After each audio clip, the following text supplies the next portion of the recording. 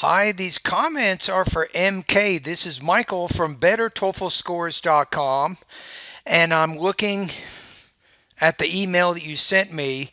You say, "Hi, Michael. Please listen to, evaluate, and score my speaking practice test. Let me know which areas I need to improve on in order to score higher on the TOEFL speaking section." I will do that. And this is my free TOEFL speaking evaluation service.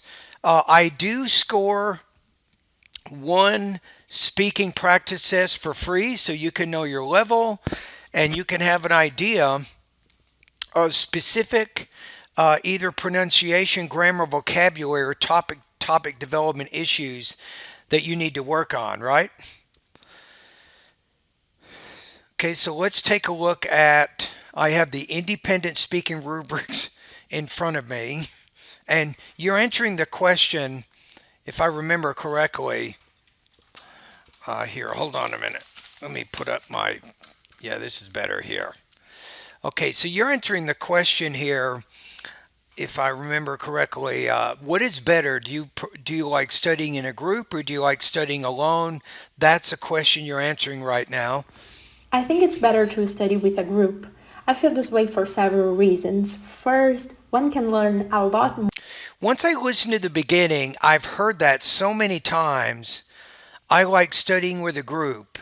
I have several reasons. So you're just the same as everybody else I've listened to. There's nothing that makes this stand a higher level speaking. You have two short sentences. The second sentence is a sentence I've heard many times. It's a template. Let's listen to it one more time. I think it's better to study with a group. I feel this way for several reasons.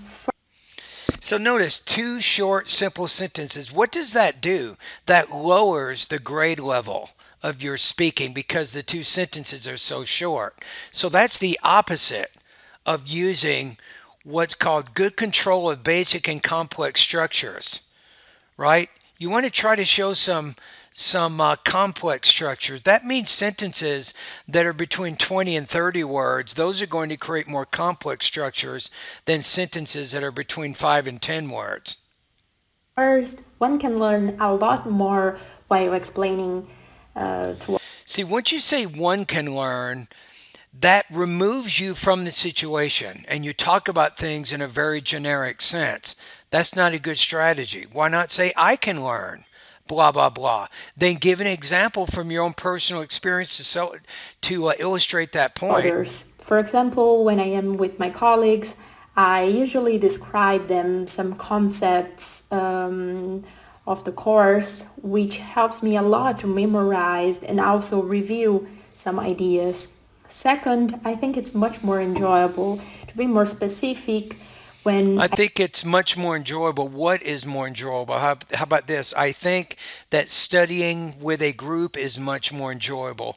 Why not put that gerund phrase in there to show, again, that you can use complex structures? It is a pronoun, it's very basic. But studying in groups, that's a more complicated, more complex type structure there. I am studying with others and I am starting to get frustrated or stressed. That usually keeps me motivated and more focused on keep going and keep learning. They usually I keep think me it's more better to focused and motivated to keep learning the subject material that we're studying in preparation for the exam. Okay, I think that, I mean, you and I both know you have speaking proficiency. You've definitely been speaking English probably for many years, right? But when I'm looking at the delivery, I'm thinking, okay, how am I going to score this? What is that score? And I don't see you scoring super high on the TOEFL exam. So the good thing is your speech is it's well paced, it's clear. I didn't notice a lot of problems with it. I think language use, you're using a lot of what I call basic grammar and basic vocabulary, which means in the three area, imprecise or inaccurate use, or be somewhat limited in the range of structures used. And then I think with topic development, I don't think you do a really good job on explaining the ideas.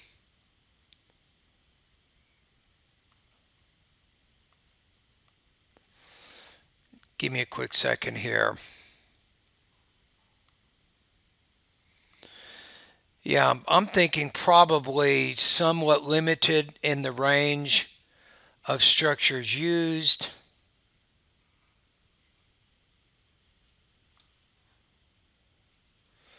Maybe right, what I've said there. And then overall development is limited, usually lacks elaboration and specificity. I think that also describes kind of what you're doing there.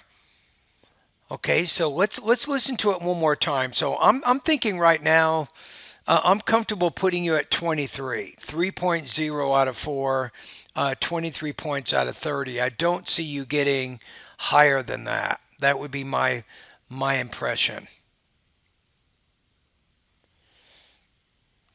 Okay, let's listen to it one more time. I think it's better to study with a group. I feel this way for several reasons. First, one can learn a lot more while explaining to others. For example, when I am with my colleagues, I usually describe them some concepts of the course, which helps me a lot to But what memorize kind and of also concepts? We're review talking about some biology, ideas. chemistry class, history. Second, I think it's What much more class was it? enjoyable to be more specific when I am studying with others and I am starting to get frustrated or stressed. They usually keeps me motivated and more focused on keep going and keep learning.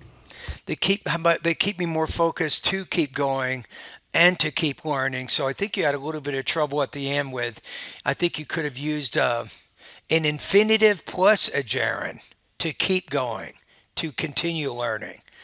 So the other area, even in the two range, I look here, topic development at times, substance may be vaguely expressed, which means you remember I asked you what class was it? Was it chemistry? Was it biology? Who knows? Because you were very vague and very general in your description. So I think that my scores actually were pretty accurate. I'm going to say 23 points out of 30. There's just nothing about your vocabulary and your grammar and how you develop your ideas. There's nothing unique about it and nothing that's going to help you get higher on that. So I think you need to make some changes with both your language use and topic development areas. The good news is you seem to have pretty good control over your delivery. I didn't notice any major intelligibility issues with that. Okay?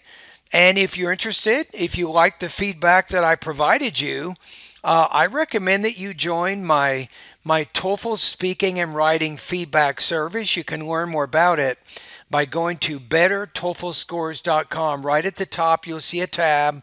Click where it says, I think, where is it? Right here. You want to click on that and you can learn about what my service is.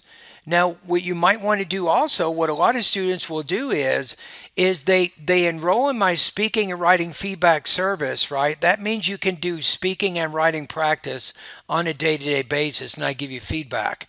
And then maybe you can purchase one private lesson per week, and we can meet together in a Zoom meeting, and I can go over either a writing practice that you sent me, or we can do some accent reduction if you want to do that. So that's also a possibility.